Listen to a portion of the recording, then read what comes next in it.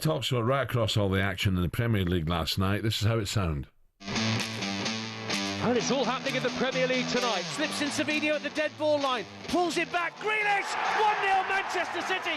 1 minute and 50 seconds on the clock. James Tarkowski booked for a foul on McAllister. If I told you his follow-through was bone-crunching, that would be an absolute understatement. How he's still on the pitch, I'll never know. I know it's a Merseyside derby. Bournemouth 0, Ipswich 2. The Tractor Boys' top scorer, Liam Delap. Looks like a first win of the calendar year for Kieran McKenna's side. Rashford is suddenly through on goal, and he's beaten the goalkeeper and has scored his first Premier League goal for Aston Villa. Worth his weight in gold at this moment in time for the club. I'm sure you can tell by the noise which way it's gone. It's Liverpool 1, Everton 0. It's Diogo Jota who's got it. Newcastle 2, Brentford 1, and it's Sandro Tonali. A lot going on in these midweek games everywhere you look. And he's put in by Marmoush for 2-0 to Manchester City. To Joe, who rolls it into the corner and seals the win for Aston Villa. Liverpool 12 points clear and the games are ticking by. Liverpool 1, Everton 0. On to Marlon from the angle to shoot low and find the corner for 3. What a night this has turned into for Aston Villa. Yeah, so Marcus scoring again as Villa beat Brighton. Ipswich, well, just about kept their hopes of staying up alive or win at Bournemouth.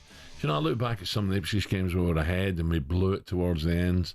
You know, we could still have been in this hunt. We could still have been in there if we just defended better. Yeah, I think defensively, that's what we spoke about last week, didn't we? Greaves at the back for me, and O'Shea aren't at the level of the Premier League. Not quick enough, Al.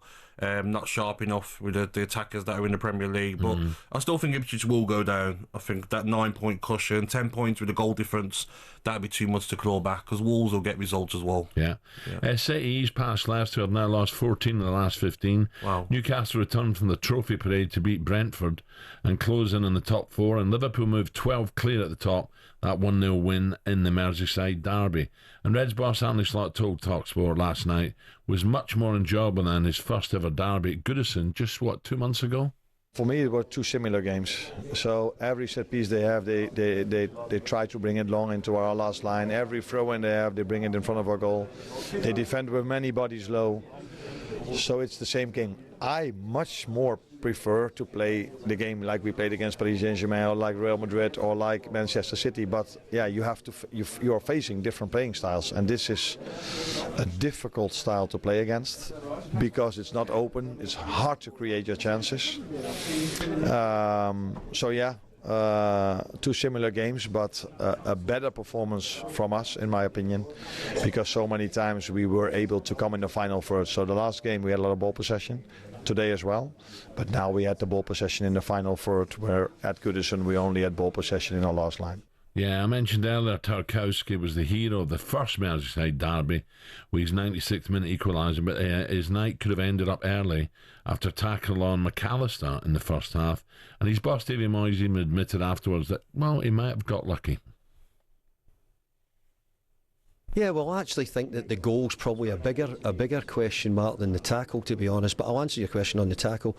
The tackle in old days would have been seen as a brilliant derby tackle, and actually at the time I thought it was a great tackle, made the ground up. But I've seen the follow through, and now that I've seen the follow through, it could have been a red. But that doesn't change the fact about them being offside for the goal. You know what I mean? So I'm happy to answer that question, but I think there should be more attention on what the outcome of the result in the game was. Okay, so. This might sound I'm pro Everton here, I'm not, but when that goal went in, I'm like, surely that's offside. That's what I thought. Yes. I don't know that. I'll be honest with you, Gab, I don't know the rules anymore. Yeah. They keep changing them. The ball was played to Diaz, he was offside. Yeah. Even though he didn't touch it, he's offside. So Tarkowski has to come over and clear it. I feel that that should be offside. If the pass was meant for him, which it was, I agree with David Moyes, it shouldn't have been given. But you can't keep up with the rules. No, but Jota's goal was brilliant. His footwork was brilliant. Yep. But right away I'm thinking, that'll be chopped off. Same here. Right, let me give you my verdict on the tackle. And I think Mark Lawrenson's really the one we've got to listen to. I was flicking over, as I said, and I flicked over Dermot Gallagher. And one thing that Dermot said, is guaranteed 100% red, okay? Yeah. He decided it was reckless. He said he rattled off a few things, and the speed that he went into the tackle. Yes. Well, what's he meant to do? A hop, skip, and a jump and a twirl before he gets the ball? What's it got to do with speed? I think it's all about eras, Al, because my early start in the Premier League, that probably wouldn't have even been a yellow. Especially in the derby game, would have been like, great tackle, unfortunate to go through him, but the way the game is now and want to protect players from broken legs, you can see Tarkowski's a big lad. McAllister's not a big lad. What if he's in that Gab and dangles his leg and gets a toe poke to the ball? I know, he gets hurt? I know. It's just the way he went. We played the game, Al, and anyone who's played football understands that Tarkowski has gone to do him, because when you tackle, you don't tackle like that, because you go through, but your foot would go low. His foot rises after he gets the ball, so he's really tried to hurt him. He would turn around and say, "I'm protecting myself." Yeah, but deep down, if you asked him to be honest, he'd say, "Yeah, I tried to do him, I did." And luckily, McAllister didn't break his leg. Just another thing as well. Corners, they kill me. Corners. He's not even looking at the ball half the time, McAllister. Don't get me wrong, look, Liverpool are going to be champs and they deserve it, in my opinion, deserve it. So forget that. But if you look at some of the corners, McAllister's just looking at the man and he's pushing and pushing and pushing. But he's not looking at the ball. Do you think that's what he's been told, though? Because he might be told, but surely you do that on the halfway line, it's a foul. Yes, because the way they defend Liverpool zonal, it's like, I used to do it sometimes, Al. Try and make it difficult for the big lads to get a header in. Pushing them on the chest. Not pushing them in the chest, but like not looking at the ball, looking at the man. And then you got Van Dijk and Arte, the big lads who are going to come and head it. But I agree, Liverpool weren't at their best yesterday. And you know what, Al, as well? The two lads that played that got the contract issues, Van Dijk and Salah, were very poor. Salah was off it. Every time he got it, he didn't really make anything happen. Well, can we not give the fullback a bit of credit? Of course, but I like him. Yeah, but Van Dijk, you know, Beto was running him. Yeah. The one that Beto went through and hit the post. Yeah, because you don't often get that ball over the top, Gab. Everton's decided, look, we're not going to outplay them in midfield. Let's hit them long and let's get up and chase and pressure.